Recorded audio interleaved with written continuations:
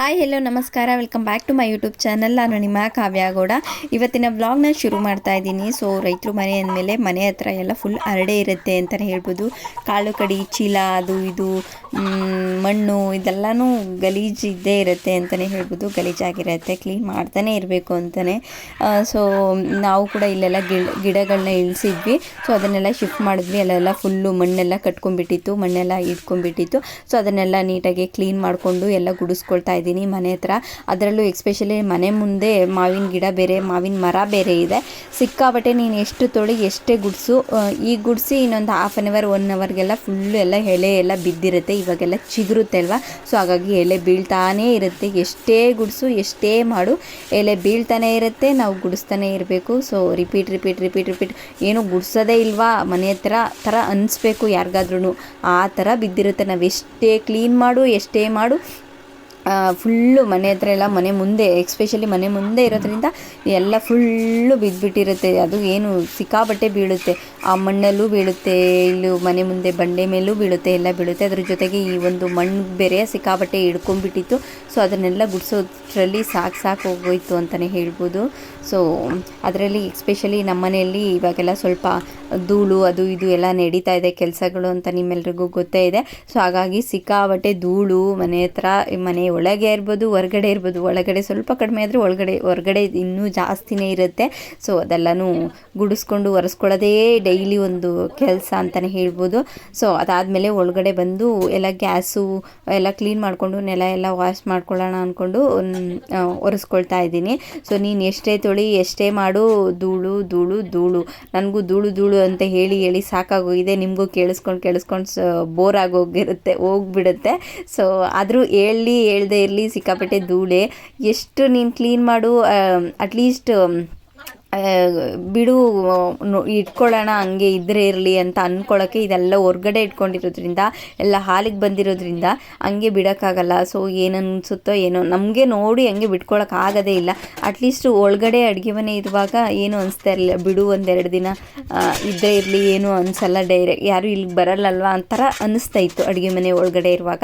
So ಇಲ್ಲಿಗೆ ಬಂದಾಗ ಏನಾಗುತ್ತೆ ಅಂದರೆ, ಎಷ್ಟು ಆಡ್ಕೊಂಡಿರ್ತೀವಿ, ಓಕೆ ಬಿಡು ನೋಡ್ಕೊಳ್ಳೋಣ ಅಂತ ಅಂದ್ಕೊಳ್ಳೋಕ್ಕೆ ಆಗಲ್ಲ. ಯಾಕಂದರೆ ಎಲ್ಲ ಎದುರಿಗೆ ಕಾಣಿಸ್ತಾ ಇರುತ್ತಲ್ವ. ಸೊ ಮೆಸ್ಸಿಯಾಗಿ ಏನು ಕ್ಲೀನ್ ಮಾಡ್ಕೊಳ್ಳೇಬೇಕು ಥರ ಅನಿಸ್ಬಿಡುತ್ತೆ. ಸೊ ಯಾರಿಗಾದ್ರೂ ಅಷ್ಟೇನಲ್ವ, ಎಲ್ಲ ಎದುರಿಗೆ ಬಂದು ಎದುರಿಗೆ ಬರೋರ್ಗೂ ಹಂಗೆ ಕಾಣಿಸುತ್ತೆ, ನಮಗೂ ಅಯ್ಯೋ ಕಣ್ಣೆದ್ರಿಗೆ ಇಷ್ಟೇ ಹರಡ್ಕೊಂಡಿದೆಯಲ್ಲ ಥರ ಅನಿಸುತ್ತೆ. ಸೊ ಈ ಥರ ಈ ಕೆಲಸ ನಡೀತಾ ಇರೋದಕ್ಕೆ ಅಷ್ಟೆಲ್ಲ ಧೂಳು. ಅದರಲ್ಲೂ ಎಕ್ಸ್ಪೆಷಲಿ ನಮ್ಮಮ್ಮ ನಂದೇ ಆಗಿದ್ದರೆ, ನಮ್ಮಮ್ಮ ಎಲ್ಲ ಅಡುಗೆ ಮಾಡಿ ಎಲ್ಲ, ಅದು ಬೇರೆ ಗಂಡಾಳು ಲೇಬರ್ಸ್ ಎಲ್ಲ ಬರ್ತಾನೆ ಇರ್ತಾರೆ. ಹಾಗಾಗಿ ಅಡುಗೆ ಬೆಳಗ್ಗೆ ಮಧ್ಯಾಹ್ನ ಅಡುಗೆ ಊಟ ಮುದ್ದೆ ಕಾಫಿ ನೀರು ಎಲ್ಲ ಆಗ್ತಾನೆ ಇರಬೇಕಲ್ವ. ಸೊ ಅರ್ಜೆಂಟಲ್ಲಿ ಅವರು ಕೂಡ ಮಾಡಿ ಹರಡ್ತಾ ಇರ್ತಾರೆ. ಸೊ ನಾನೇ ಅಂದರೆ ತಗೊಂಡಿದ್ದು ಅಲ್ಲಿಡ್ತೀನಿ. ಆದರೆ ನಮ್ಮಮ್ಮ ಅವ್ರ ಕೈಗೆ ಹೆಂಗೆ ಅಡ್ಜಸ್ಟ್ ಆಗುತ್ತೋ ಹಂಗೆ ಅದೆಲ್ಲ ಮಾಡಿ ಹರಡಿ ಬಿಟ್ಟಿರ್ತಾರೆ. ಅದನ್ನೆಲ್ಲ ಕ್ಲೀನ್ ಮಾಡಿ ನೀಟಾಗಿ ಇಡೋದೆಲ್ಲ ನಾನು ಮಾಡ್ತೀನಿ.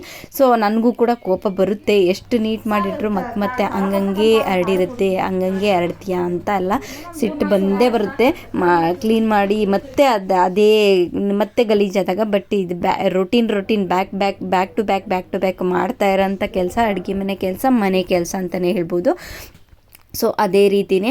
ಸೊ ಅದಾದಮೇಲೆ ಮನೆ ನೋಡ್ತಾ ಇರ್ಬೋದು, ನಮ್ಮದು ಅಡುಗೆ ಮನೆ ಎಲ್ಲ ಕಂಪ್ಲೀಟಾಗಿ ಡೆಮಾಲಿಷ್ ಆಗಿದೆ. ಎಲ್ಲ ಕಂಪ್ಲೀಟಾಗಿ ಗೋಡೆ ಎಲ್ಲ ಬೀಳಿಸಿದ್ದಾರೆ, ಫುಲ್ಲು ಎಲ್ಲ ಓಪನ್ ಎಲ್ಲ ಆಗಿದೆ. ಗೇಟೆಲ್ಲ ಕಿತ್ತಾಕ್ಬಿಟ್ಟಿದ್ದೀವಿ, ಎಲ್ಲ ಕಾಂಪೌಂಡ್ ಎಲ್ಲ ತೆಗೆದಾಕ್ಬಿಟ್ಟಿದ್ದೀವಿ.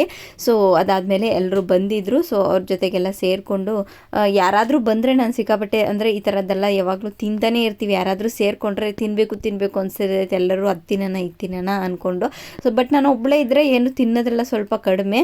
ಸೊ ಕಲ್ಲಂಗಡಿ ಹಣ್ಣಿತ್ತು, ಅದನ್ನೆಲ್ಲ ಕಟ್ ಮಾಡಿಕೊಂಡು, ಸೊ ಹೆಂಗೆ ಅಂದರೆ ನಾವು ಸುಮ್ಮನೆ ಆಗೋಗ್ದಿರೋ ಮಾತುಗಳು, ತಲೆಕೆಟ್ಟ ಮಾತುಗಳೆಲ್ಲ ಆಡಿಕೊಂಡು, ಸುಮ್ಮನೆ ಅಕ್ಕ ತಂಗಿರಂದರೆ ಹಂಗೆ ಅಲ್ವಾ, ಸ್ವಲ್ಪ ಮಾತಾಡಿಕೊಂಡು ತಿಂತಾ ಇರ್ತೀವಿ, ಮಾತಾಡಿಕೊಂಡು ಕಾಮಿಡಿ ಮಾಡಿಕೊಂಡು ಇರ್ತೀವಿ. ಸುಮ್ಮನೆ comedy just for time pass ಅನ್ನೋ ಥರ ಮಾತಾಡ್ತಾ ಇರ್ತೀವಿ, ಹಾಗೆ ಹಿಂಗೆ ಅನ್ನೋ ಥರ. ಸೊ ಅದೆಲ್ಲ ಆದಮೇಲೆ ಕಲ್ಲಂಗಡಿ ಹಣ್ಣು ತಿಂದ್ವಿ. ಅದಾದಮೇಲೆ ಮತ್ತೆ ಚೋಚೋ ತಿನ್ನಬೇಕು ಅಂತ ಈಗ ಚೋಚೋ ಮಾಡ್ತಾಯಿದ್ದಾಳೆ. ಜಸ್ಟ್ ಚೋಚೋ ಅಂದರೆ ಸಿಂಪಲಾಗಿ ಈಗ ಹೊಲದಲ್ಲಿ ಎಲ್ಲ ಕೆಲಸ ಮಾಡ್ತಾ ಇರ್ತಾರಲ್ವ, ಸೊ ಅಲ್ಲಿ ಅವ್ರಿಗೇನಾದರೂ ಮಾಡ್ತೀವಲ್ಲ ಸಿಂಪಲಾಗಿ, ಏನಾದರೂ ಹೋಟೆಲ್ ಬೇಕ್ರಿ ಸ್ಟೈಲಲ್ಲ, ಸುಮ್ಮನೆ ಮಾಡೋದು ಸಿಂಪಲಾಗಿ ಮಾಡೋಂಥದ್ದು. ಈ ಥರ ಮಾಡಿಕೊಂಡು ಮನೆ ಹತ್ರ ಕೆಲಸ ಬೇರೆ ಮಾಡ್ತಾಯಿದ್ರು, ಅವ್ರಿಗೂ ಸೇರಿಸಿ, ಸ್ವಲ್ಪ ಗಂಡಳೆಲ್ಲ ಇದ್ದರು ಅವ್ರಿಗೂ ಸೇರಿಸಿ.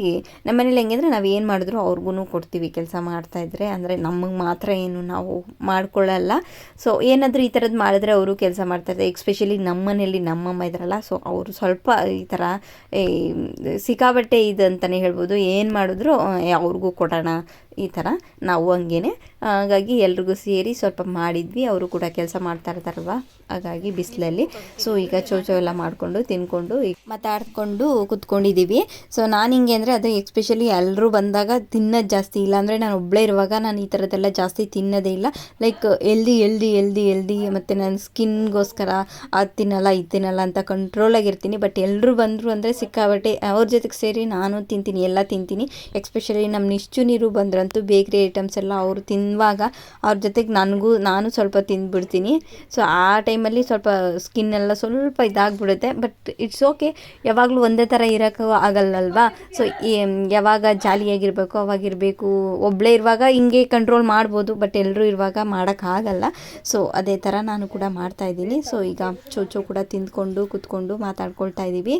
ಸೊ ಈ ಥರ ಇತ್ತು ಇವತ್ತಿನ video. Thank you for watching this video. Love you all. ಮತ್ತೊಂದು ಹೊಸ ವಿಡಿಯೋ ಜೊತೆ ಸಿಗ್ತೀನಿ. ಅಲ್ಲಿವರೆಗೂ take care, bye bye, love you all.